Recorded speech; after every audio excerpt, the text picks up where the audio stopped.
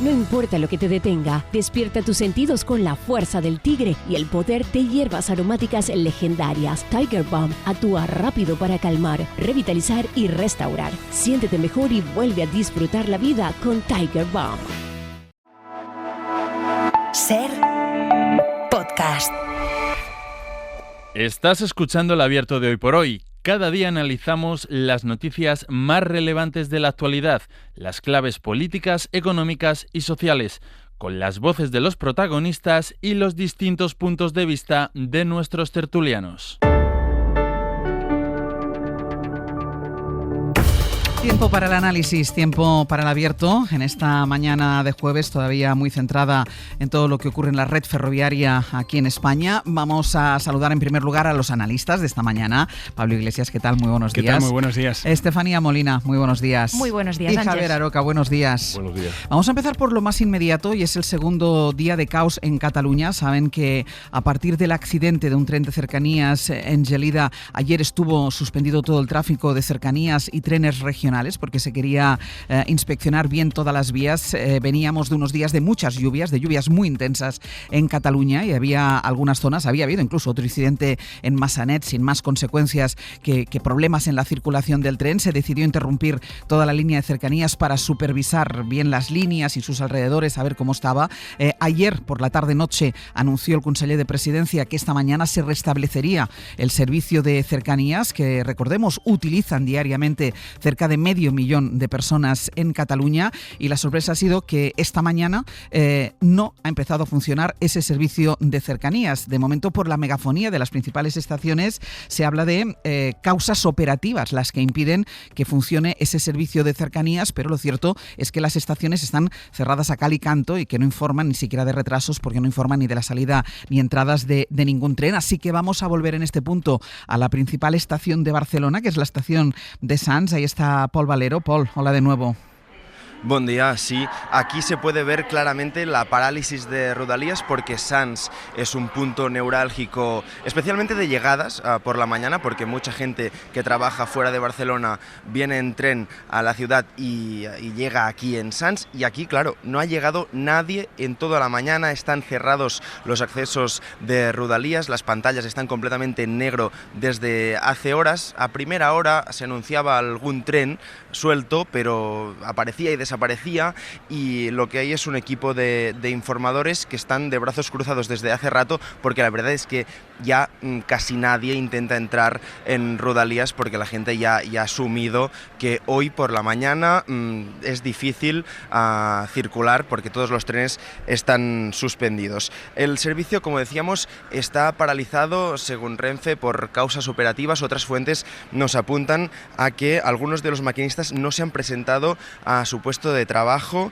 apuntan a una reivindicación laboral, una protesta en un contexto de reivindicación de más seguridad de estos días de los maquinistas. Es un escenario que el Govern ayer ya apuntaba o al menos tenía contemplado, que a pesar de que Adif había dicho que después de la revisión la infraestructura estaba en buen estado, que se podía circular, el Govern de alguna manera ya intuía que podría haber alguna reivindicación laboral. Los sindicatos que hemos podido consultar evidentemente lo niegan, dicen que los trabajadores sí que se han presentado y que si no están circulando los trenes es porque no ven que lo puedan hacer de manera segura.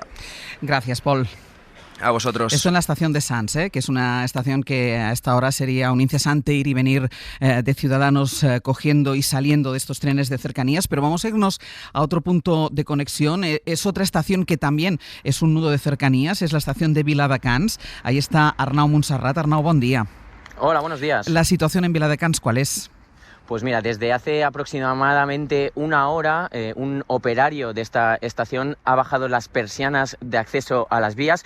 Por lo tanto, ningún usuario ahora mismo puede acceder a las vías que van en dirección Barcelona y también dirección la zona del Garraf. La estación de Viladecans, para explicarlo, es uno de los puntos clave, sobre todo de acceso a Barcelona del área metropolitana. Aquí aproximadamente entre Viladecans, Gavà y Castelldefels sumamos 200.000 habitantes, pero ha sido una estación donde sí ha pasado un tren. Ha sido concretamente a las 6:04 de la mañana un tren de la R2 dirección Vilanova y la Geltrú, Geltrú, que sería dirección contraria a Barcelona. No era un tren fantasma, es el único tren que hemos podido ver en toda la mañana, porque a partir de las 6:30 ha empezado a sonar por megafonía ese mensaje de que no se prestaba servicio en toda, digamos, la línea ferroviaria aquí en Cataluña y en Viladecans. Por lo tanto, la situación actualmente es que ningún usuario puede acceder a la estación de tren. Gracias, Arnau. Hasta ahora. Y ayer la Generalitat, cuando anunció el Consejo de Presidencia que hoy se iba a reanudar paulatinamente el servicio de los trenes de Rodalies, ya el propio Consejo de Presidencia dijo que hoy iba a ser un día complicado. Lo que pasa es que esperaban que el servicio se fuera retomando de manera paulativa, algo que no ha sucedido desde primera hora, lo que está provocando problemas para todos esos miles de usuarios que tienen y que dependen del servicio de Rodalies. Radio Barcelona, Sergi López, buen día. Hola, buen día, Àngels. Claro, esto afecta a los usuarios del servicio de Rodalies, pero también afecta al resto de alternativas de movilidad en Cataluña, donde ya ayer se registraron complicaciones por la suspensión del servicio. Si te parece, repasemos cómo está afectando ahora mismo esta nueva suspensión de la movilidad ferroviaria en Cataluña. Pues está afectando de forma muy importante, sobre todo en las carreteras que dan acceso a Barcelona y en la propia capital catalana. Ahora mismo, en la ronda que circunvala la ciudad por el litoral, hay 12 kilómetros de retención. También la 2 desde el sur mantiene 18 kilómetros de cola. La AP7, que da acceso a Barcelona, registra varios tramos con un tráfico muy superior al habitual. A esto hay que sumar que la AP7 en sentido sur está cortada en Martorell por el muro de contención que cayó, provocando el accidente ferroviario de Gelida el pasado martes. Esta autopista tiene riesgo de hundirse en este punto. Hoy los ciudadanos ya sabían que había problemas con Rodalies y muchos de ellos están usando su coche para intentar acceder a sus trabajos. Por ello, estas retenciones que os estamos comentando se están produciendo desde primera hora, aunque en esta hora punta son aún más intensas. Gracias, Sergi. A ti. Vamos a volver a la estación de Sants en este punto porque hay una novedad que tiene que ver con por el hecho de que no se haya reanudado este servicio de cercanías. Paul, va a haber por parte de la Generalitat la apertura de un expediente. Sí, lo acaban de confirmar desde Govern, de que ante lo que consideran un hecho intolerable han acordado abrir un expediente a Renfe, la compañía operadora, porque dicen que no se está prestando un servicio que tienen que dar a los ciudadanos y no lo están prestando a pesar de que ayer Adif dio garantías de seguridad en todas las líneas. Esto quiere decir que el Govern apunta a que los maquinistas o que alguien de la plantilla no está haciendo bien su trabajo, porque ellos dieron la orden de que hoy a las 6 se debería retomar el servicio, o al menos empezar, y esto a las 6, como hemos estado contando toda la mañana, no ha pasado y tampoco está pasando ahora mismo. Paul, gracias. A vosotros. Apertura pues de un expediente por parte del Govern de la Generalitat a Renfe por no estar prestando un servicio que ayer se pensaba que se iba a reanudar. Hoy hay mucho malestar entre los maquinistas, no solo del servicio de Rodalies de Cataluña, sino también a partir del accidente de Adamuz, del que hablaremos después, y de hecho hay una convocatoria de huelga de estos maquinistas de la que hablaremos en un instante, pero déjenme que me vaya a ese punto precisamente de la red de cercanías de Rodalies de Cataluña, donde hubo ese accidente, que es en Gelida. Recordemos, falleció un maquinista en prácticas de 27 años. Eva Hidalgo, buen día. ¿Qué tal? Buen día. Allí continúan los trabajos para tratar de retirar el tren y los restos de muro que cayeron por culpa de esa acumulación del agua. ¿Qué se sabe de momento de la investigación?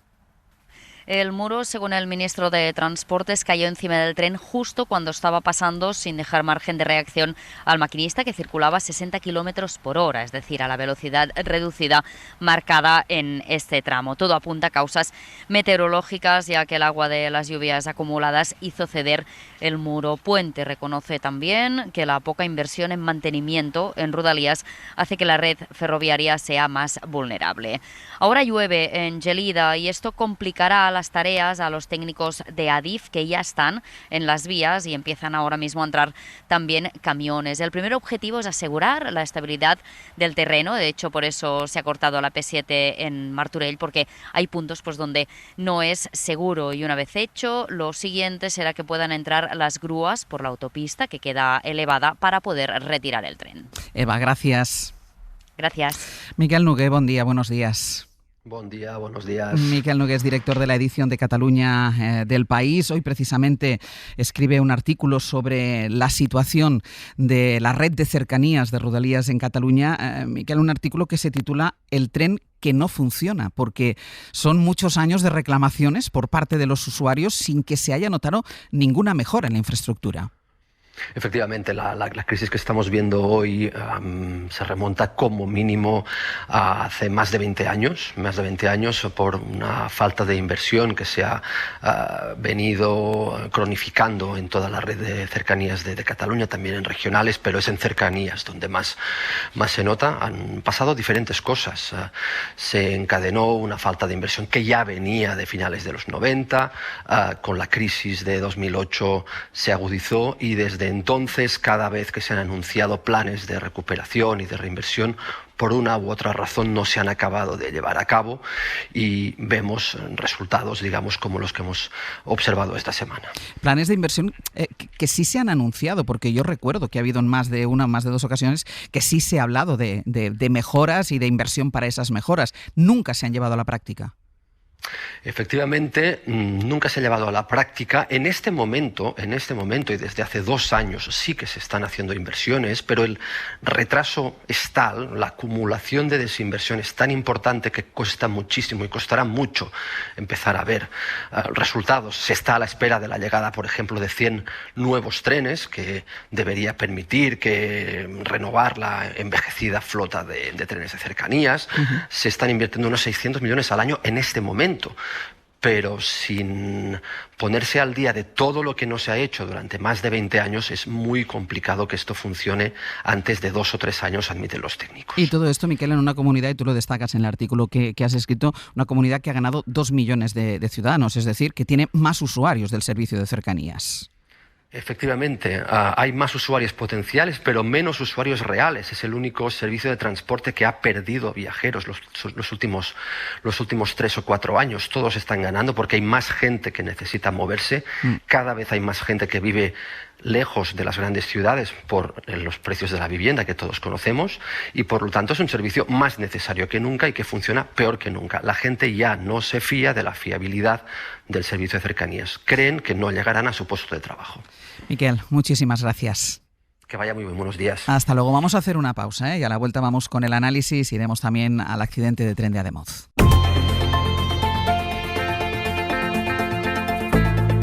El Abierto. Ser Podcast. En el Abierto, Pablo Iglesias, Estefanía Molina y Javier Arocas. Una de las noticias a esta hora de la mañana: no funcionan los trenes de cercanías en Cataluña. Ayer anunció el Govern de la Generalitat que paulatinamente irían retomando la normalidad, aunque ya anunciaba el conseller que iba a ser hoy un día complicado. Bueno, pues está siendo otra vez complicadísimo porque no hay servicio de cercanías y esto se traduce en un prácticamente bloqueo en las entradas y en las salidas, nos hablaban antes, de colas kilométricas de una ciudad como Barcelona. Todo a partir de ese accidente en Gelida, que de alguna manera ha sido como la gota que ha colmado el vaso del malestar, y el malestar no solo de los ciudadanos, sino también de los trabajadores de este servicio de cercanías, como han visto que no se han producido las inversiones necesarias para cuidar una red por la que viajan diariamente cerca de 500.000 de personas.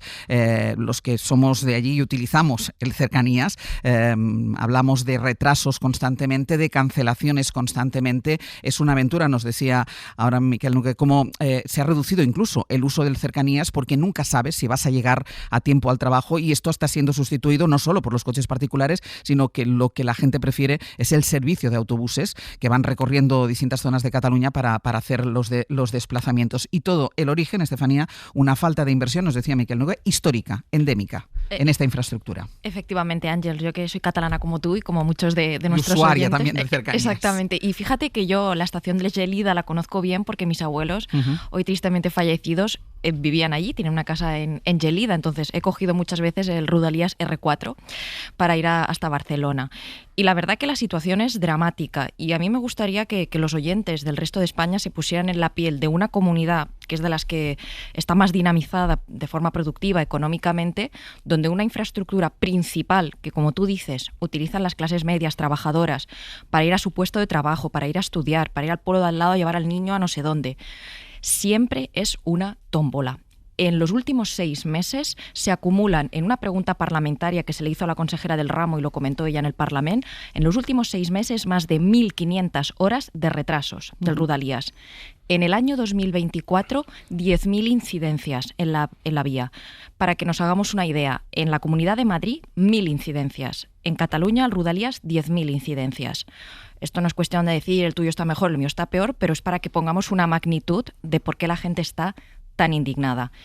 Y yo creo que esto ya está llegando a un punto de hastío absoluto ciudadano. Y sobre todo también en un momento donde muchos de los partidos, entre ellos Esquerra, están poniendo el foco en la importancia de las infraestructuras, la financiación, que son otros debates, pero al final todo está muy vinculado. Había esta voluntad, que ya se ha producido desde hace poco, de la cotitularidad entre el Estado y la Generalitat para ver si se podía mejorar en esa inversión. Pero lo que está claro es que el sentimiento de desafección y luego todos los males de nuestra democracia también bebe de esa sensación de abandono. Y creo que hay que tener el foco puesto porque ha crecido el número de población en Cataluña, lo decía Miquel Nogué, más de 2 millones de personas. Es una línea muy tensionada y lo que dicen los expertos es que cuesta mucho hacer obras porque es un tipo de infraestructura como muy encajonada que pasa por los pueblos. Entonces requiere una inversión muy, muy profunda, además de los déficits y también de la dificultad del propio terreno para ello. Pero yo insisto, la sensación, nadie tiene una buena opinión de esa infraestructura y eso lo resume todo. Pablo. Creo que hay 2 elementos. Por un lado, la falta de inversiones, como estáis comentando, los fallos constantes, las incidencias permanentes que no son de ahora, son de hace muchos años, y las quejas permanentes de la ciudadanía y de los usuarios que utilizan la red de cercanías en Cataluña, porque evidentemente hay retrasos constantes, no llegas a trabajar, no llegas a la universidad, a veces es retraso, muchas veces no llegas directamente. Entonces eso se viene acumulando desde hace muchos años y no es nuevo. Creo que todo el mundo lo ha escuchado y es muy consciente de ello. Yo lo vincularía también con el incremento de incidencias que ha habido en Madrid. Evidentemente Cataluña tiene más incidencias, también tiene más red ferroviaria de cercanías, ¿no? Tiene muchos núcleos urbanos, medianos, grandes que hay que unir entre sí, cosa que en Madrid es un poquito más reducido, pero en Madrid también se ha multiplicado por 4 en los últimos años el número de incidencias, y eso da buena muestra de que ha habido una dejadez durante muchos años en la red de cercanías en general. Madrid y Cataluña evidentemente los más afectados y Cataluña evidentemente la más afectada. Y luego, con lo que estamos hablando hoy, ayer especialmente, creo que tenemos que hablar de la seguridad. Sí. Porque hoy no está parado en Cataluña el Rodalies por la falta de inversiones, sino porque esa falta de inversiones... Esa falta de inversiones es la que, esa falta de inversiones y la fatalidad también, porque hay que reconocer que lo que pasó el lunes por la noche es de circunstancias, pues muy, muy extremas y muy ocasionales, provoca la muerte de un maquinista, heridas a otro, y entonces los propios maquinistas se plantan, con razón, y dicen, no podemos trabajar. Supuestamente hoy se han presentado a trabajar, Renfe está diciendo ya que es una huelga encubierta. Yo creo que no puedes hacer una huelga encubierta para empezar, porque no se puede, evidentemente, pero tampoco te puedes presentar a trabajar y decir, me presento pero no trabajo. Ahora, que los maquinistas tengan dudas sobre la seguridad del servicio, creo que con lo que ha pasado en las últimas horas es normal. Y te digo una cosa, cuando hemos hecho la ronda de cómo están las estaciones de Rodalies por diversos puntos de Cataluña y escuchamos que los propios ciudadanos están pasando directamente, es 1, por falta de confianza en cómo funciona el servicio, que tiene que ver con lo de los últimos años, y 2, con la falta de confianza en la seguridad que hay ahora mismo en cercanías. Incluso podríamos hablar, o hablaremos luego, de la alta velocidad y el resto del ferrocarril. Después iremos a ello. Aroca. Bueno, yo creo que tiene varios enfoques, ¿no? Hay un enfoque que es continuo. Miquel ha dicho antes que esto viene como mínimo desde los 90. Como la aritmética es buena, porque siempre es buena consejera, desde el 90 aquí han pasado 36 años. Y en 36 años han pasado muchos gobiernos de la Generalitat y muchos gobiernos de España. Luego, por tanto, a ver si va a resultar que todas las desgracias catalanas desde el punto de vista ferroviario son actuales. No, llevan muchísimos años, y muchísimos años los catalanes protestando, y algunos políticos también, de la situación de dejación en manera inversora, y yo diría que también de manera planificadora. Porque si hay un choque entre la planificación viaria, o ferroviaria en este caso, y su virtualidad, es que también hay un problema de ordenación territorial. Y eso no se arregla en un día ni 2, y por lo visto tampoco en 36. ¿Que los maquinistas se ponen en huelga? Bueno, yo llevo solidarizándome con los maquinistas porque soy un gran usuario ferroviario desde hace mucho tiempo, y cada vez que se han puesto en huelga ellos u otros operadores del sistema, yo he sido solidario con ellos. Lo que pasa es que ahora parece que a alguna gente le gusta esta huelga y a otras huelgas anteriores no le han gustado. A mí me han gustado siempre todas, porque siempre defiendo los derechos de los trabajadores. Y los maquinistas siempre han tenido motivos para quejarse, y otros agentes del sistema. Segundo o tercero, me gustaría que, aprovechando todas las desgracias que están ocurriendo y la actualidad ferroviaria, que de los que tenemos la posibilidad de dirigirnos a la gente, hiciéramos un ejercicio de pedagogía. Ahora mismo se acaba de observar. No es lo mismo Adif que Renfe. No es lo mismo infraestructura que material rodante. Adif ha dicho que las infraestructuras funcionan. Por tanto, el problema ahora mismo es material rodante. ¿Qué quiero decir con esto? Renfe o cualquier otro operador que estuviera allí. Imaginemos que hubiera una compañía autónoma ferroviaria catalana. Quiero decir, Adif ha dicho que la infraestructura es segura. Otra cosa es que los maquinistas lo duden. Incluso nosotros como ciudadanos. Está pasando lo mismo con la alta velocidad. ¿Por qué? ¿Por qué? Porque evidentemente cuando ocurre una catástrofe de esta naturaleza, que incluso los mejores expertos ferroviarios siempre contemplan que pudiera ocurrir alguna vez, aunque están igual de sorprendidos que nosotros, siempre convive con una situación de miedo, de precaución, y bueno, y algo más que miedo, porque si uno se ve en la tesitura de tener que tomar decisiones en este momento, uno, en fin, se toca la ropa, porque no sabe si una decisión suya va a coincidir además con una situación otra vez calamitosa. Y por último,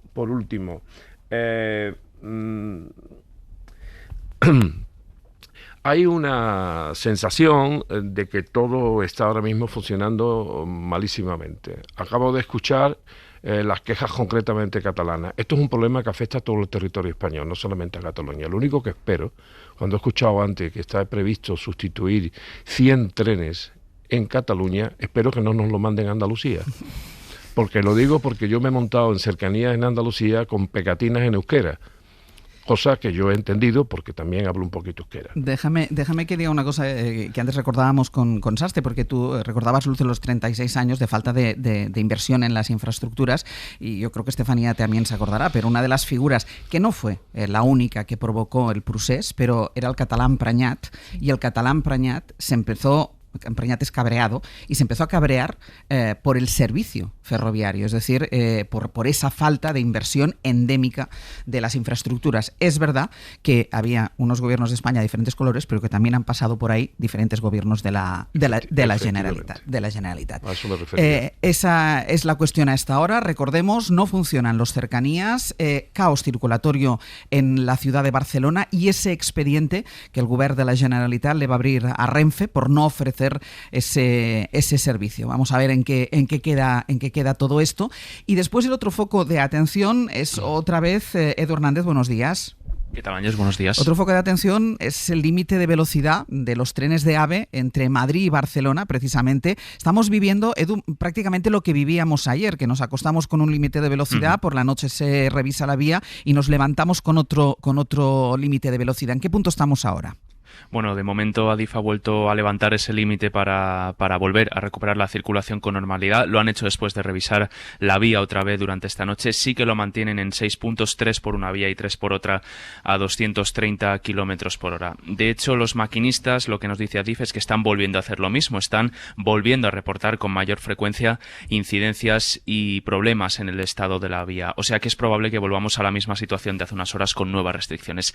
Adif explica que es parte del protocolo que ellos han de seguir. Insistía mucho en ello ayer en rueda de prensa el director de tráfico ferroviario de Adif, Ángel García de la Bandera. Estas limitaciones se pueden poner porque se van a realizar trabajos, se pueden poner porque en una revisión se ha inspeccionado y se asegura el confort de los viajeros o las medidas de seguridad a esas características, o porque cualquier trabajador ferroviario, ya sean maquinistas, ya sean personal que está a inspección de la vía, ve algo, observa algo que entiende que puede salir de la normalidad.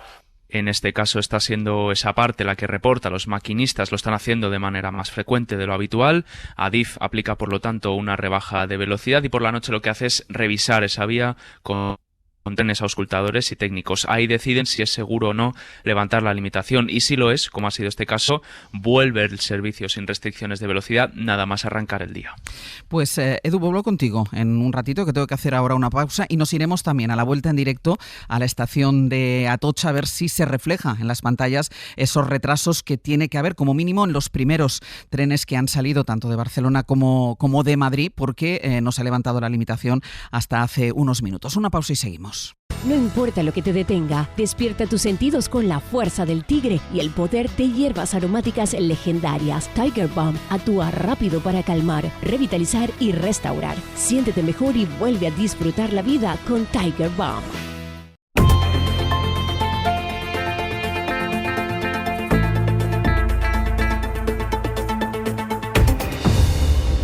En el abierto, Pablo Iglesias, Estefanía Molina y Javier Aroca. Antes de irnos a la publicidad, nos contaba Edu Hernández cuál era la situación con los límites de velocidad del AVE en el tramo Madrid y Barcelona, que a primera hora de esta mañana se habían levantado después de que durante la noche se hayan vuelto a revisar las vías, pero nos advertía ya Edu de que ya empezaban a llegar denuncias de maquinistas que habían encontrado algún problema en algún punto del trayecto. Es decir, que vamos a ver qué es lo que pasa en las próximas horas, aunque ayer decía el responsable de Adif, que comparecía en la rueda de prensa junto al ministro Óscar Puente, que esto es habitual, que se baja y se sube la velocidad en función de incidentes, no solo por lo que se puedan encontrar a la vía, sino porque puede haber una reparación, etcétera, etcétera. En cualquier caso, entiendo que los primeros trenes que han salido tanto de Madrid como de Barcelona se habrán visto afectados por esta reducción de la velocidad, así que nos vamos a la estación de Atocha. Ahí está Sergio Soto. Sergio, ¿qué tal? Muy buenos días. Hola Ángeles, ¿qué tal? Buenos días. ¿Hay retardos? ¿Se ven retardos en las pantallas? Pues mira, me he dado un paseo por aquí, tanto por la zona de llegadas como por la de salidas. Estoy ahora en la pasarela de llegadas mirando hacia lo que es el vestíbulo central de la estación de Atocha. Aquí hay una pantalla que fácilmente puede tener unos 10 metros de largo, es donde se va parando todo el mundo a ver de dónde sale su tren y a qué hora, y en la que figuran todas las salidas de la alta velocidad y en una parte más pequeña también las llegadas. De momento la situación es relativamente tranquila. No figuran, al menos en las pantallas, retrasos en los trenes que salen con dirección a Cataluña. Nos decía una operaria que por ahora están saliendo a su hora. Otra cosa es, una vez que ya los pasajeros cruzan hacia el vestíbulo, ahí no podemos pasar, es donde hay que acceder a través del control de seguridad, y lo que se van a encontrar sobre todo dentro de un ratito. Ellos nos decían, los pasajeros, hace nada, a escasos 20 minutos de que su tren saliera, que de momento no les habían comunicado ningún retraso, aunque habían tomado precauciones. No se han anunciado ningún retraso ni nada. Ha surgido todo esto y bueno, no queda otra. Vamos a tener miedo a todo. He venido con tiempo para ver que no pasara nada y a ver si me dicen algo. ¿No? Y digo que otra cosa es lo que pase después, porque ya sabes que esto es una cadena, y en la pantalla de llegadas sí que se notifican ya retrasos que desde que estoy aquí se han ido incrementando. El Lirio, que viene de Barcelona-Sants, empezó con media hora de retraso, va por 1 hora. No llegará como pronto hasta las 9:30. Hay otro que tiene que llegar un poquito antes, que también trae media hora de retraso, pero que en teoría tiene que llegar ahora, en unos minutos. En general, todos los trenes que vienen de Barcelona traen como mínimo media hora. Y como esto tiene mucho de sistema, ya se acumulan retrasos también desde otros orígenes. Así que parece que, además de sortear las obras, los que hoy vengan por Atocha van a tener que sortear los horarios. Va a haber que echarle paciencia. Muy cómodo no se está ahora en esa estación. Sergio, muchísimas gracias. A vosotros, hasta luego. Hasta luego. Hay todo mucha cautela y todo mucha precaución, y hay que decir que, y lo escuchábamos ayer también en las conexiones que hacíamos, que los pasajeros van ya resignados y además reconociendo que lo importante es la seguridad, y que si se llega un poco más tarde, bueno, pues se llega un poco más tarde. Ayer les hablábamos de las palabras que había dicho el responsable de Adif en esa rueda de prensa que compartió con el ministro Óscar Puente, y en esas palabras decía que era habitual esto de la reducción de velocidad, del límite de velocidad, y que bueno, dependía de las circunstancias que fueran, que se decidía que en puntos determinados, y no solo del trayecto Madrid-Barcelona, se redujera esta velocidad. Pero los maquinistas, Edu, vuelvo contigo, no comparten este punto de vista. Ellos han convocado, de hecho, nos decías antes que ya están reportando algunos incidentes esta mañana, han convocado una huelga porque quieren mejoras en la seguridad. Sí, no comparten esa postura que tiene Adif después de meses avisando. En agosto, de hecho, pasaron una reclamación al gestor y a la Agencia Estatal de Seguridad Ferroviaria para bajar la velocidad de los trenes a 250 kilómetros por hora en 4 líneas: Madrid-Barcelona, Madrid-Valencia, Madrid-Málaga y Madrid-Sevilla. Con estos hechos, la SER preguntó ayer al representante de Adif si durante estos meses no han recibido notificaciones de maquinistas y aplicado reducciones de velocidad considerables. De momento nos explican que no disponen de esos datos. Quien sí ha querido rebajar el peso que están teniendo estos avisos de los maquinistas es el propio ministro de Transportes, Óscar Puente. Muchas de las incidencias que reportan los maquinistas tienen que ver con el confort, no siempre tienen que ver con la seguridad, ¿no?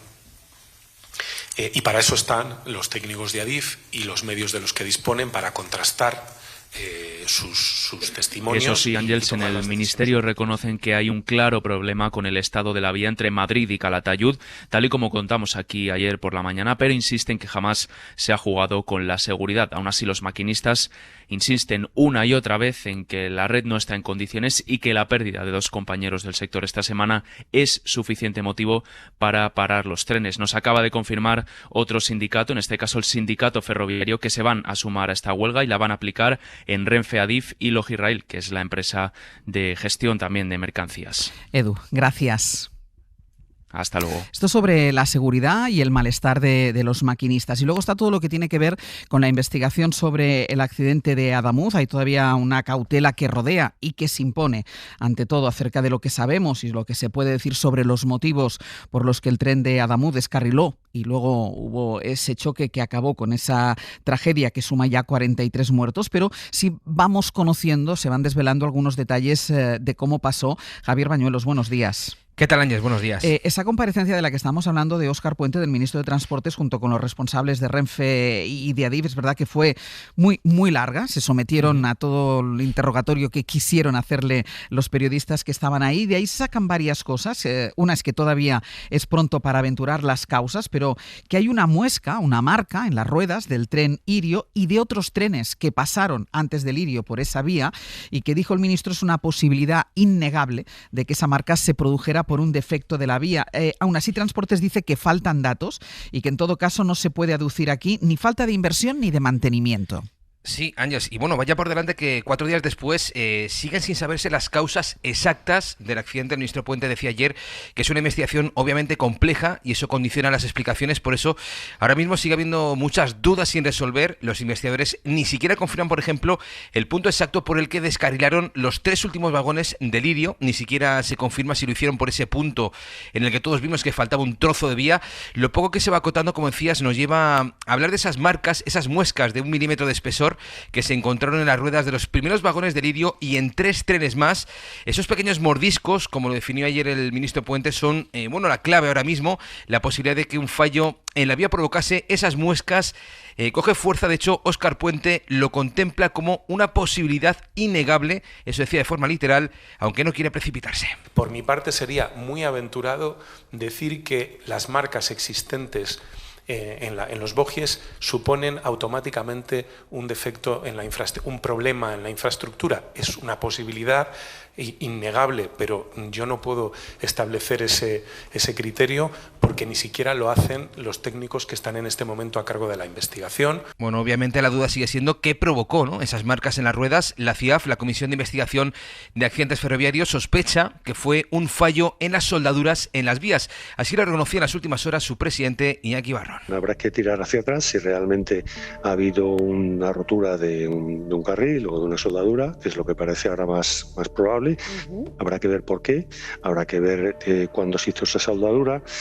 En fin, ahí están tomando nota. Hay que tener en cuenta que incluso todos los carriles tienen su fecha grabada, han tomado nota también de los carriles.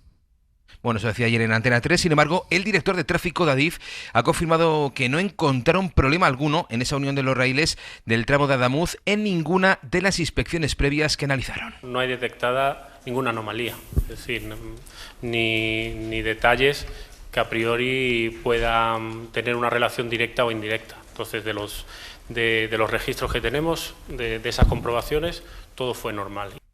Bueno, solo añadir, Ángeles, que la Guardia Civil ha solicitado en las últimas horas todas las imágenes de las cámaras que hay próximas a Adamuz para ver si encuentran algún detalle que pueda ayudar en esta investigación, pero esa vía, nos dicen, parece que se diluye en buena parte porque Adif confirmó que no eran cámaras de vigilancia y, por tanto, no estaban apuntando a los raíles de Adamuz.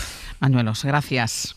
Un abrazo. Y también durante las últimas horas, y también para hacernos un poco la idea, ¿no? La reconstrucción de qué es exactamente lo que pasó. Todavía quedan muchos puntos por averiguar y para eso está la investigación, pero hemos tenido acceso a esas conversaciones que escuchamos ayer por primera vez entre el centro de mando de Atocha y los trenes de Adamuz. A través de esas conversaciones se puede hacer más o menos la secuencia completa de lo que pasó, y es una secuencia que empieza poco después del accidente. Adela Molina, buenos días. Hola, Ángeles, buenos días. Has reconstruido todo lo que dijeron desde Atocha justo después del accidente, pero antes de que nadie se diera cuenta de que el tren Albia se había salido de la vía y había acabado parte de él en un terraplén. De hecho, cuando saben que también ese Albia está afectado, se produce el momento en el que el centro de mando llama al maquinista de ese tren, del Albia, que no contesta, y no contesta porque el maquinista es una de las víctimas, había fallecido. Es decir, que todavía no eran conscientes de la magnitud del accidente. Eso es, la primera llamada es a las 8 menos cuarto de la tarde, las 19:45, el maquinista de Lirio llama al centro de control de Atocha. 6189, aquí Atocha, dime. Hola Atocha, mira, acabo de sufrir un enganchón a la altura de Adamuz. Ni él ni el centro de control son conscientes todavía de la gravedad de lo que ha ocurrido, aunque a esa hora el Albia, que circulaba en sentido contrario a más de 200 kilómetros por hora, ya había chocado con la parte de atrás del Lirio. El maquinista le dice, de hecho, al control que necesita comprobar qué ha pasado. No, voy a necesitar reconocer. No se necesita reconocer, sí. Un minuto más tarde, a las 19:46, otro tren que circulaba justo detrás del Lirio llama también al centro de control diciendo que está notando una bajada de tensión y que no puede circular. 2181, era comentarle, ¿hay algún problema? ¿Sabéis que hay algún problema con la tensión? Porque me está marcando corriente demasiado baja y no... Sí, tú ahora mismo tienes corriente de tracción. En ese momento, a las 19:48, el centro de control se percata de que el Albia está parado en la zona. Desde allí no ven que ha chocado, solo que está parado en la vía. Intentan llamar al maquinista 2 veces, que no lo coge porque, como dices, ya había fallecido. Localizan entonces a la interventora. Son las 19:49. Hola, buenas, dígame. Oye, que te llamo aquí de puesto de mando de Atocha. Estoy intentando llamar al maquinista y no consigo hablar con él. Mira a ver si te puedes pasarle por el golpe. Tengo un golpe en la cabeza también, tengo sangre en la cabeza. ¿Qué, perdona? Y no, que yo soy la interventora y también he tenido un golpe en la cabeza. Tengo sangre en la cabeza. No sé si voy a poder llegar hasta el maquinista. Voy a parar al maquinista, pero... Se empieza a ver que hay un problema. Casi al mismo tiempo que se sucede esta llamada, el maquinista de Lirio vuelve a llamar, se le nota algo más nervioso. Ahí ya ha visto parte de los daños en el convoy que conducía y que está bloqueando la vía. 6189, aquí Atocha. Hola Atocha, 6189, mira, comunicarles que es un descarrilamiento, estoy invadiendo la vía contigua, repito. Descarrilamiento, estoy invadiendo la vía contigua. Vale, venga, recibido. Pues gracias por avisar. El tráfico de más vías urgentemente, por favor. Sí, no hay ningún tren llegando. El centro de control le dice que no se acerca ningún tren porque, como contamos, el Albia ya había pasado. Es lo único que ven desde las pantallas de Atocha. Tampoco el maquinista ve al Albia, el maquinista de Lirio, ya que está a 800 metros de distancia tras haber colisionado. Es de noche y su gran preocupación de que se corte la circulación para evitar un choque, en realidad, Ángels, ya se ha producido. Adela, gracias. A vosotros. En el abierto, Pablo Iglesias, Estefanía Molina y Javier Aroca con todas las incógnitas. Sé que todavía están abiertas sobre lo que sucedió en el accidente de Adamuz. Decíamos, Pablo, han pasado 3 días y todavía no sabemos. Bueno, yo creo que la investigación requiere sus tiempos y que lo que hay que hacer es ser pacientes con los tiempos por parte de la opinión pública y por parte incluso de los periodistas, y lo que tiene que hacer el gobierno es dar todas las explicaciones con toda la transparencia del mundo cuando las tenga. Yo creo que hay que ser pacientes sobre todo con la investigación oficial. Es decir, no podemos pedir unas conclusiones oficiales institucionales que sean definitivas de lo que ha pasado, porque eso tiene que tener sus tiempos, lleva sus protocolos. Los expertos no solamente les vale con lo que ya han visto sobre las vías, sino que se lo tienen que llevar al laboratorio en muchos casos, contrastar. Seguramente habrá que hacer inspecciones de más trenes, supongo, etcétera, etcétera. En la parte que no tiene que ver con las conclusiones oficiales e institucionales, que va a ser las conclusiones definitivas de la comisión, yo creo que tenemos ya bastante información. O sea, en eso estoy gratamente sorprendido, porque creo que en cuestión de horas hemos sabido bastante de lo que pasó respecto a los trenes. Prácticamente el lunes ya sabíamos lo que había pasado, las horas a las que había llegado cada uno, cómo habían chocado, etcétera, etcétera. Y luego, sobre todo, en cuestión de 2 días y medio, tenemos ya, yo creo que con bastante probabilidad, con un porcentaje muy alto de a lo mejor el 90%, tenemos encima de la mesa la causa del accidente. El ministro, evidentemente, dice: yo no quiero confirmarlo y no lo puedo dar por hecho, porque claro, él es el ministro y si él lo da por hecho, pues parece que ya es oficial institucional. Pero parece muy claro, muy evidente, y ayer él reconoció que es innegable, que la causa está en esa vía que se rompe. Una vía que estamos hablando de 30 centímetros, por lo que vemos en las fotos, parece incluso un poquito más, pero un trozo de vía que se rompe, y tenemos varios trenes que tienen las muecas en las ruedas del daño que provoca aparentemente esa rotura.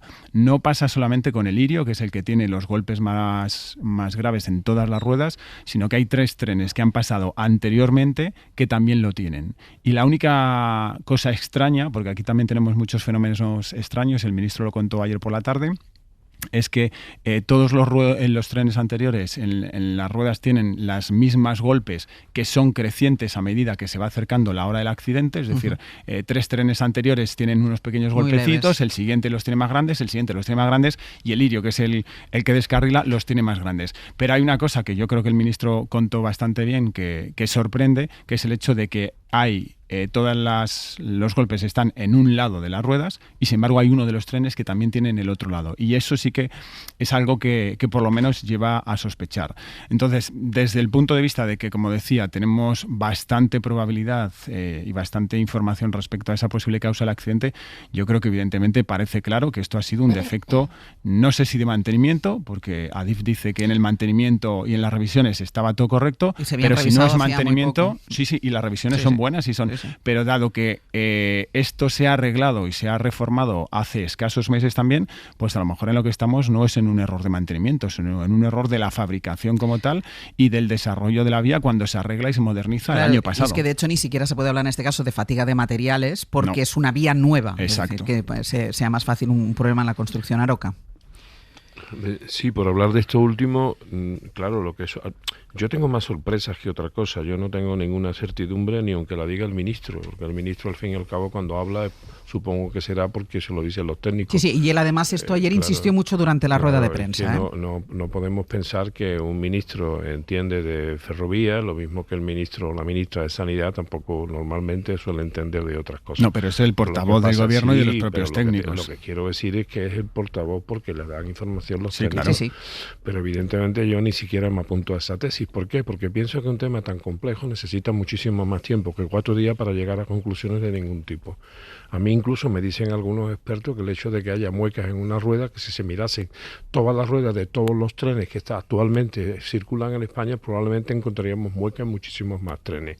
Y que eso no es definitivo a la hora de poder ocasionar un accidente, porque se tiene que dar lo que ellos llaman el efecto martilleo. O sea que se va y en este caso estamos ante unas vías que son nuevas. Con lo cual también cabrían unas preguntas, ¿no? Por ejemplo, ¿qué empresa... Claro, es lo que decía él. ¿Qué empresa ha sido la que ha fabricado esto? Que no lo sabemos, ¿no? ¿Qué sistema de fiscalización tiene Adif con respecto a las empresas externalizadas? Y también sería muy importante saber si, en la medida en que son nuevas las vías, si pasó el tren auscultador o no, para ver la calidad de esas vías. Sí, y todo eso por supuesto que ha ocurrido. O sea, y pensemos que además esto durante meses ha funcionado correctamente, incluso ese mismo día. Sí, yo sé que todos los meses ha funcionado, lo que no sé si se han ocurrido todas las cosas que he dicho. No lo sé, como no lo sé no lo afirmo, ni siquiera especulo, sino simplemente lo planteo. Y con lo demás, bueno, a mí hay otras cosas que me fallan. Porque todo el mundo da por cierto que efectivamente incluso ha habido fotos de una vía francamente rota. Pero ¿por qué no ha habido fotos si se sabía en el mismo tiempo de ese carrillón o ese buggy que se ha encontrado tirado en un arroyo? ¿Es fácil que a un vagón de un tren se le caiga un carrillón entero? Según me dicen a mí los expertos, no es fácil. No. Luego, por tanto, habrá que también, si ese carrillón se ha caído por la ruptura de la vía o hay otras razones que se suman a esa y que han producido el accidente. Y después hay otra cosa que me quedan también muy en duda, digo desde una persona que es ignorante como soy yo. Soy un ignorante absoluto de lo que es la ingeniería en general y la ferroviaria, que es una especialidad en particular. El maquinista de Irio, cuando llama, dice que tenía un enganchón. El enganchón significa que el pantógrafo se le ha enganchado con la catenaria y eso produce inmediatamente una bajada de tensión. Y el tren se puede quedar parado, como no había escuchado lo que he escuchado recién, que alguien llama que viene detrás y dice ha tenido una baja de tensión. Claro, la baja de tensión la tiene porque había tenido un enganche. Ahora, yo no sé si el enganche tiene que ver también con la vía o al revés. Tiene que ver con el descarrilamiento. Quiero decir que hay muchas variables como para que no lleguemos a un dictamen tertuliano. Si no, ni lo pretendo, ¿eh? Nosotros estamos contando ni lo pretendo. Que yo me estoy señalando a mí mismo.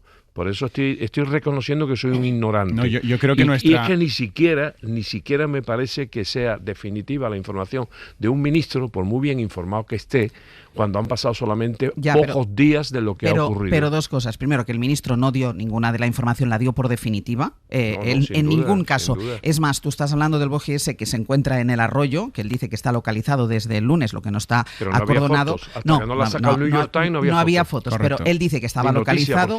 Él dice que estaba localizado y una de las posibilidades que él esgrime es que salga disparado por el propio impacto. No sé si eso es fácil. No lo sé. Eso yo tampoco soy ingeniera. Ese dato pero te digo que yo me hago espectacular. me hago esa pregunta que creo que es legítima. ¿Por qué tenemos fotos desde el primer día con la fractura de la vía?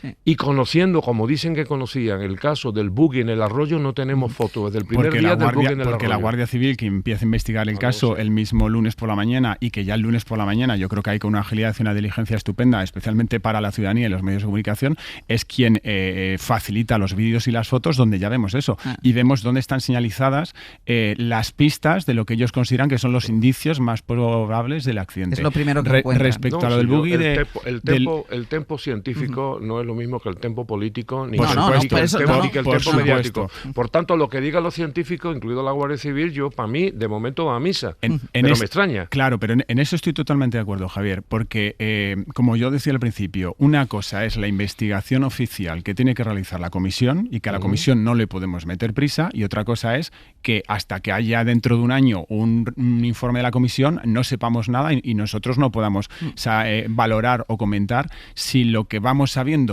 cuadra o no cuadra. Y creo que lo que ha ido contando el ministro por un lado y lo que han ido contando la Guardia Civil, etcétera, etcétera, también cuadran muchas de las cosas y nos permiten decir que el fragmento de vía que falta es una causa muy probable del accidente, que es lo que el ministro ayer dice que es innegable. Y una cosa más solamente sobre lo del buggy que tú has comentado. Nosotros no especulamos con eso tampoco, es que el ministro lo contó ayer porque a él se lo cuentan y creo que la versión que da es bastante creíble y es la siguiente. El coche 6 descarrila, el 7 y el 8 quedan parcialmente invadiendo la otra vía y ladeados, por decirlo así, no totalmente tumbados. El Albia pasa a grandísima velocidad, a 200 kilómetros por hora. Se supone que la máquina del Albia choca parcialmente con el buggy que está invadiendo la vía por la que va el Albia, y lo que a mí me parece alucinante es que a 200 kilómetros por hora una pieza que está amarrada evidentemente al vagón, la golpea y sale volando disparado 250 metros. ¿Pero porque se había desprendido el buggy del vagón, de la carcasa? No sabemos si está despedido, eso han dicho que no saben si estaba tumbado, porque al descarrilar se había caído y choca porque lo tiene ahí. La pregunta mía es ¿por qué se desprende un buggy? Que el buggy no es un carro velado. Pero no estamos diciendo que esté desprendido, puede estar dentro pegado al vagón y que le golpee porque está invadiendo la vía, o que esté desprendido efectivamente y vuele precisamente por eso, porque el impacto es mayor. Estefanía, y cerramos contigo. Sí, a ver, yo estoy de acuerdo que hay muchísimas hipótesis abiertas y es extraño en sí mismo, como dice el ministro, porque él informa de que había sido revisada, como estábamos diciendo, esa vía no hacía mucho. Y precisamente ahora parece que el foco se pone en la vía. Y a partir de aquí hay muchas hipótesis. Hay quien cree que a lo mejor no solo es una cuestión de la vía, sino en ese momento concreto, por el motivo que fuera, la propia fricción del coche del tren cuando pasa y golpea en la vía. Pero claro, todo esto son hipótesis que nosotros nos montamos. Más allá de eso, yo creo que hay varios debates, también por llevarlo un poco al foco democrático político. En primer lugar, tiene que haber una explicación de todo esto. Lo que sea que tarde. pero yo creo que tenemos un precedente, y hay que decirlo así, donde todavía no hay aparentemente una explicación oficial, y fue el apagón. Yo creo que hoy la gente no se puede conformar con más de 40 personas fallecidas, y veremos finalmente el número de personas que han sido víctimas de la tragedia, con que, bueno, pues 1 año o 2 y la cosa vaya quedando ahí en el horizonte. O sea, hace falta una explicación.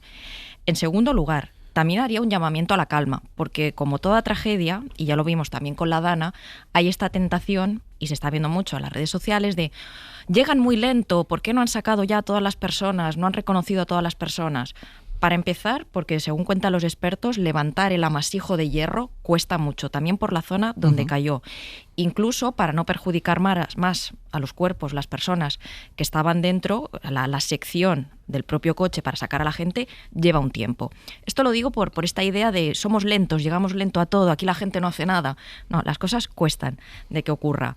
Y luego también el propio reconocimiento de las personas. Esto no es tan sencillo, contaba un forense, como coger y meter los datos de ADN en una base y te dice quién era esa persona. Están las denuncias, se le ha tomado las muestras a las familias que denuncian y a partir de ahí se empieza a cotejar. Por lo tanto, lo digo por esta, a veces, ansiedad de que parece que las autoridades y los expertos no están haciendo su trabajo. Sí, lo están haciendo, las cosas son lentas. Esto es como lo más importante.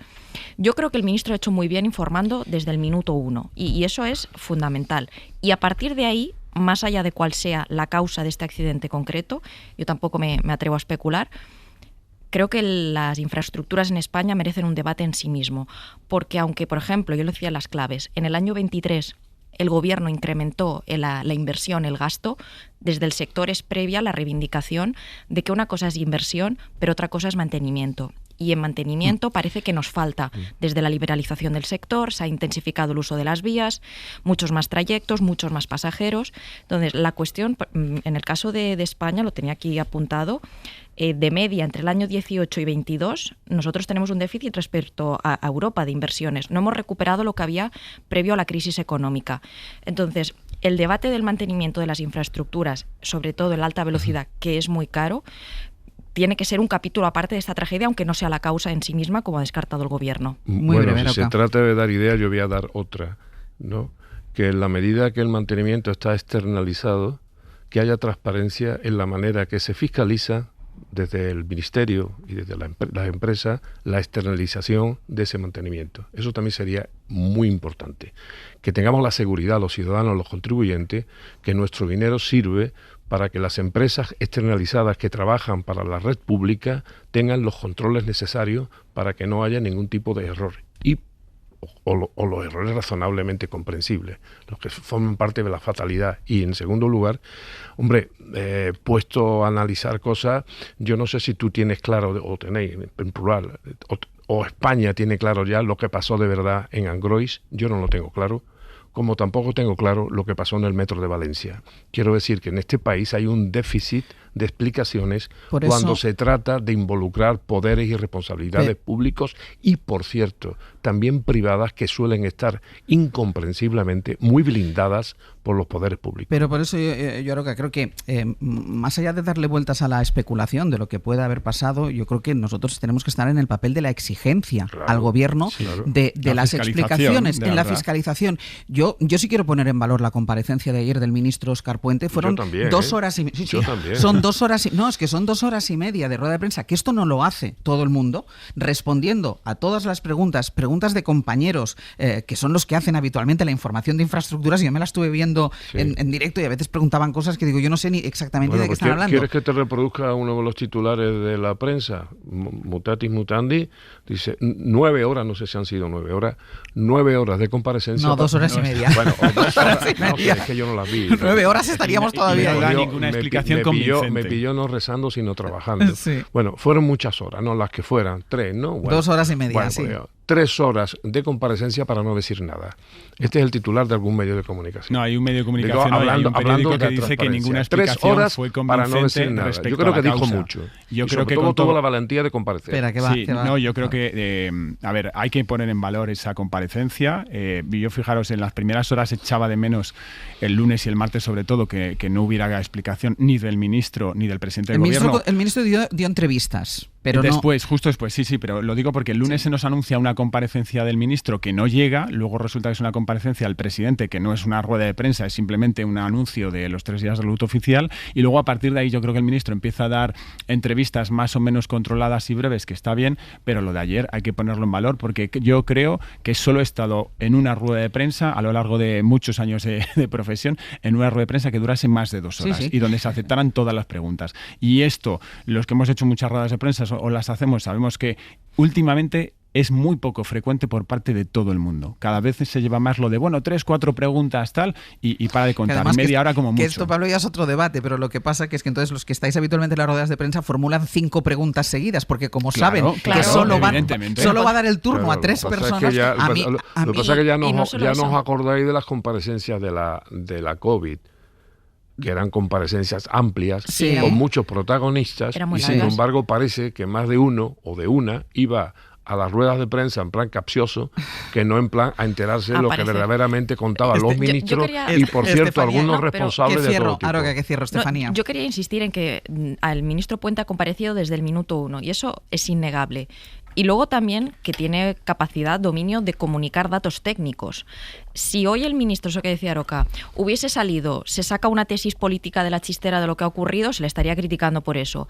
Y si no da una explicación definitiva, también se le está criticando porque no ha dado una explicación definitiva. Es que no la tiene. Él no está explicando lo que ha ocurrido, está haciendo de portavoz de lo que le han contado los ingenieros. Claro. Entonces, él no es un experto, no lo somos aquí nadie. En la propia configuración de la rueda de prensa esto quedó claro. Es decir, él se redoó que incluso en algún momento se le hizo alguna pregunta a él y él dijo, no sé por qué me lo preguntáis a mí, porque esto se lo tendríais que estar preguntando a ellos. Voy a hacer una pausa.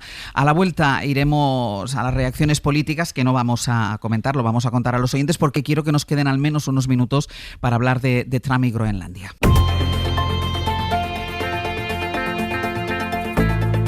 El Abierto. Ser podcast. En el Abierto, Pablo Iglesias, Estefanía Molina y Javier Aroca. Vamos a irnos un momento a Adamuz. Antes hablaba y lo contaba Estefanía, la dificultad de toda la operación de poder sacar esos vagones de ahí. Nos lo han estado contando en directo nuestros compañeros, cómo han tenido que trabajar las cizallas para ir cortando los vagones, nos decían ayer, como si fuera prácticamente papel, es decir, por la situación en el terreno, por la dificultad, es decir, paciencia para que puedan rescatarse ya todos los vagones. En el lugar del accidente está María José Martínez. ¿Qué tal? Muy buenos días. Buenos días, Ángel. Si no os podéis ni imaginar la cantidad de personal que se está desplazando, la actividad que se está centrando aquí al lado de esta zona cero del accidente. Han entrado numerosísimos vehículos de la UME, además de una ambulancia también de la Unidad Militar de Emergencias, bomberos del Infoca, 112, grupos rurales, Guardia Civil.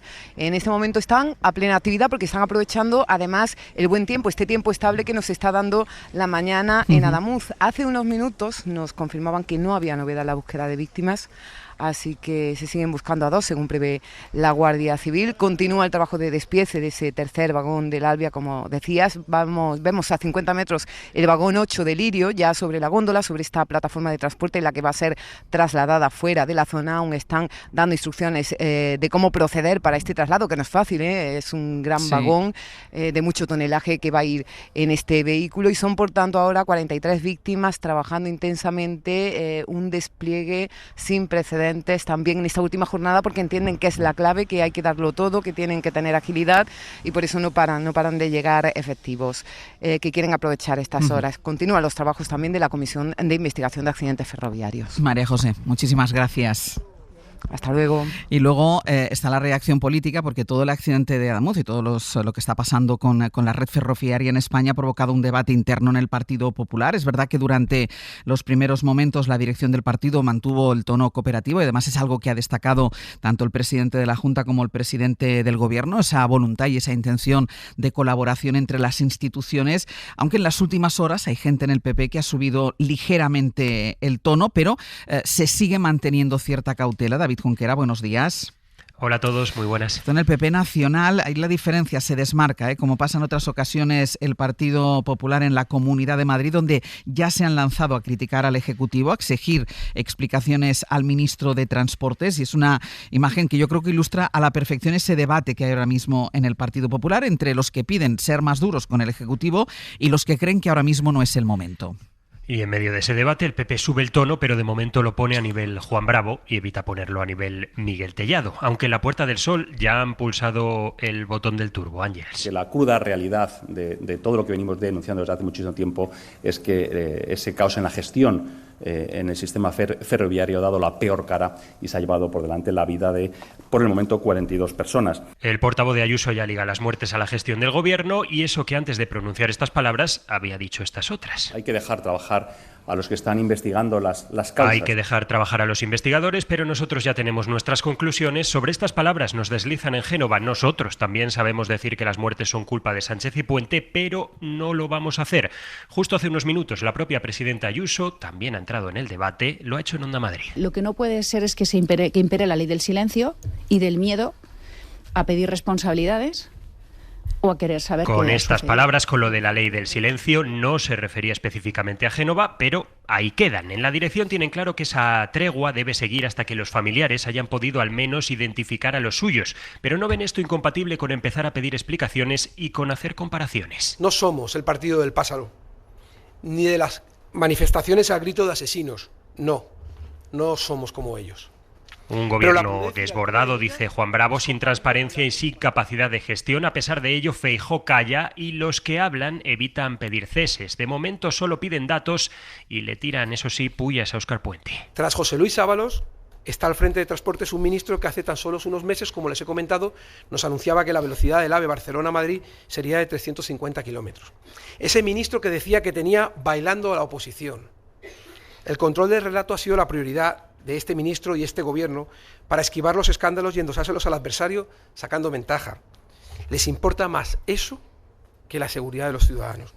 La agenda del miércoles estaba despejada, pero al final se metió una rueda de prensa de Juan Bravo porque dicen en Génova había que reaccionar al accidente de Rodalíes y a los vaivenes en las velocidades de los AVE. De momento se van a quedar ahí, pero se preguntan con malicia si esto le hubiera pasado a un ministro de Transportes del PP, cuántas peticiones de dimisión se habrían acumulado ya sobre su mesa y qué estaría diciendo Yolanda Díaz si hubieran fallecido 2 maquinistas del Metro de Madrid. Gracias, Junquera.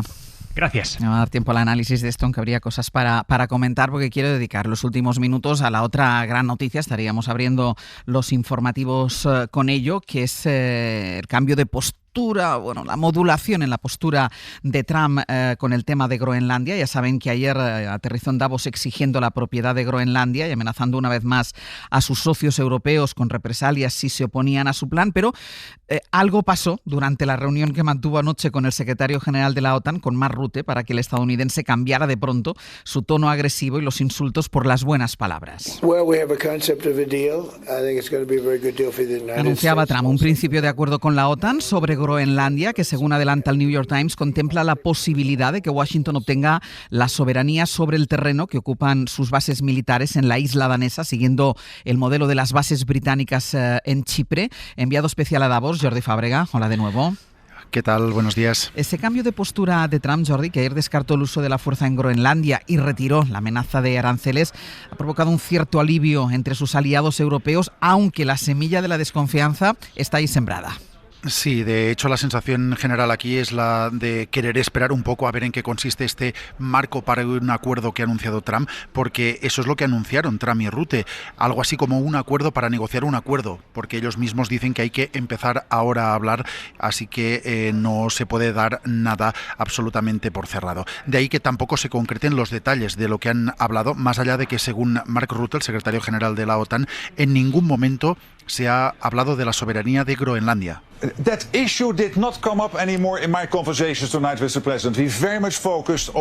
he hablado de este asunto con el presidente, decía Rutte anoche. Soberanía que, por cierto, pertenece a Dinamarca, que es un país que dice que la desescalada es una buena noticia, pero que no termina de fiarse, en parte porque no ha participado en estas conversaciones, como reconocía el mismo Trump. Mark Rutte. And Que asumía Trump que había sido Rutte el que había hablado con Dinamarca. La OTAN explica que lo que se plantea es un esfuerzo colectivo de los aliados para reforzar la seguridad en el Ártico. Y hay algunos medios de Estados Unidos que hablan de que se contempla, como decías, que Estados Unidos tenga soberanía sobre el terreno en el que están sus bases en Groenlandia. Veremos en qué se concreta este principio de acuerdo y si hoy Trump, que sigue por aquí en Davos, da algún detalle más. Jordi, gracias. Hasta luego. Bueno, en este contexto de alivio moderado, en Europa los 27 van a estudiar hoy una respuesta común ante las amenazas crecientes de Washington en un consejo extraordinario que, por cierto, se había convocado antes de trascender el acuerdo de Trump con Mark Rutte. Enviado especial a Estrasburgo, Enrique García Pozo. Hola de nuevo. ¿Qué tal, Ángels? Buenos días. Los líderes comunitarios se reunirán esta tarde en Bruselas para tratar de acordar una respuesta conjunta al tono cada vez más agresivo de Donald Trump, un socio fundamental de Europa que cada vez resulta más difícil, ¿no?, de interpretar. La reunión de hoy se mantiene. El Consejo Extraordinario estaba y está previsto para perfilar e intentar cerrar una respuesta a las amenazas de Donald Trump, porque el tono ha ido cambiando en Bruselas y varias fuentes comunitarias lo explican precisamente por estos vaivenes de la administración Trump, un socio que para muchos ya no es fiable. El tiempo de la diplomacia está superado, la persuasión no es suficiente y no podemos tratar por la vía diplomática a alguien al que hay que entender con un manual de psicología infantil en la mano. Estos son algunos de los mensajes que comparten en privado eurodiputados de los grupos europeístas del Parlamento Europeo con los que hemos hablado en los últimos días, porque se repite mucho en Estrasburgo que Bruselas tiene herramientas para responder y que tiene que responder ya. Apuntan directamente al instrumento anticoerción, una medida que exigen aplicar varios grupos, como los socialistas y liberales, también varias capitales, entre ellas París, y es una opción que va ganando más apoyos, según varias fuentes diplomáticas consultadas. No se puede descartar ningún instrumento, apuntan varias capitales en privado, y ya el comisario de Economía decía hace unos días que están preparados para activar la herramienta que decidan las capitales. El instrumento anticoerción es la medida más ambiciosa porque golpearía de forma directa sectores estratégicos de la economía de un tercer país, en este caso de la economía estadounidense, y que limitaría el acceso de empresas de Estados Unidos a la economía europea. En cualquier caso, el tono ha cambiado en Bruselas, se perfila pulsar el botón de la opción más ambiciosa, la agenda de hoy se mantiene para discutirlo y cada vez se repite más eso de que los tiempos de la persuasión han cambiado con Donald Trump. Enrique, gracias. A vosotros, buenos días. No importa lo que te detenga, despierta tus sentidos con la fuerza del tigre y el poder de hierbas aromáticas legendarias. Tiger Balm actúa rápido para calmar, revitalizar y restaurar. Siéntete mejor y vuelve a disfrutar la vida con Tiger Balm. En un café se vieron por casualidad, cansados en el alma de tanto andar. Vamos a ir terminando. Sergio Castro, Ana Usle, buenos días. Hola, buenos días. Hola, ¿qué tal? Contadnos, ¿qué vamos a hacer a partir de ahora? Nada, vamos a recibir a Nuño Domínguez y a Jaime García Cantero para contestar algunas preguntas. ¿Por qué? En el terreno de la ciencia, la empresa y la tecnología, por ejemplo, ya hemos entrado definitivamente en el siglo de China, sí, de China, no de Estados Unidos, tal y como argumenta la revista Wired, que es la publicación tecnológica más importante y prestigiosa del mundo. Regresa Elon Musk a la política, si es que alguna vez se fue, apoyando con $10 millones la campaña de un republicano en Kentucky. Nada. Que a mí me parece que si este hombre gana, va a hacer lo que dice Musk o cosas muy parecidas. Y después algunas claves para entender por qué tecnológicamente la administración Trump tiene tanto interés en Groenlandia. Es en ese punto en el que conoceremos quién está detrás y qué es una empresa llamada Praxis. Muy bien, cuánta cosa. Luego ya sabes que somos muy creativos. Los jueves, cada 2 semanas, podíamos haberte mandado a Groenlandia, por ejemplo. No, que hace mucho para frío, yo no quiero. No, quiero, a las 10:30 conocer hace a alguien mucho frío. allí, no sé, conocer Mándame un sitio no. más cálido, por favor. Venga, vamos a mandarte a Buenos Aires. Ah, me gusta. ¿Te parece? Un café, el Café Tortoni. Además, ahí es verano ahora. Ahí es verano, vamos a mandarte a un sitio que ha sido lugar de reunión de intelectuales, escritores y cantantes de tango y bueno, a ver a quién te encuentras. Está cerca de la Casa Rosada. Bien, eso ¿no? sí. Buen plan, bien. ¿no, Sastre? Pero tú con el tango no sé yo, No sé yo. ¿Tú me has visto a mí bailar tango? No, por suerte. Aún. Nunca se sabe. Aún. Bueno, sí, a lo mejor. Sácala a bailar. Y después tendrás que irte a la Filmoteca de Javier Ocaña. Vale. Allí vais a preguntaros qué fue primero, o lo que nos preguntaremos dentro de poco, la menor atención del espectador o la menor calidad de las películas. Vamos a empezar por ahí y nos va a proponer ver 3 películas. Un documental sobre periodismo, una película de motociclismo, una producción española y, bueno, una de las mejores películas del siglo XXI. Así que vale. ¿Y qué me queda? Y nada, vamos a cerrar con Ainhoa Aguirregoitia, hoy aquí in situ y no sola, con invitado. No sé hasta qué punto nuestro invitado de hoy, que es el fundador de una fábrica artesanal de chocolate, se parece a la fábrica de chocolate que hemos visto. Willy Wonka. Sí, no lo sé, pero en todo caso nos lo va a explicar y creo que de aquí va a salir mucha gente comiendo chocolate esta mañana. Y chocolate del bueno, mira que te digo. Hombre, pues eso está muy bien. Pues todo esto, a partir de ahora, Pablo Iglesias, Estefanía Molina, Javier Aroca, hasta la semana que viene. Muchas gracias. Adiós. Para no perderte ningún episodio, síguenos en la aplicación o la web de la SER, Podium Podcast o tu plataforma de audio favorita. No importa lo que te detenga, despierta tus sentidos con la fuerza del tigre y el poder de hierbas aromáticas legendarias. Tiger Balm actúa rápido para calmar, revitalizar y restaurar. Siéntete mejor y vuelve a disfrutar la vida con Tiger Balm.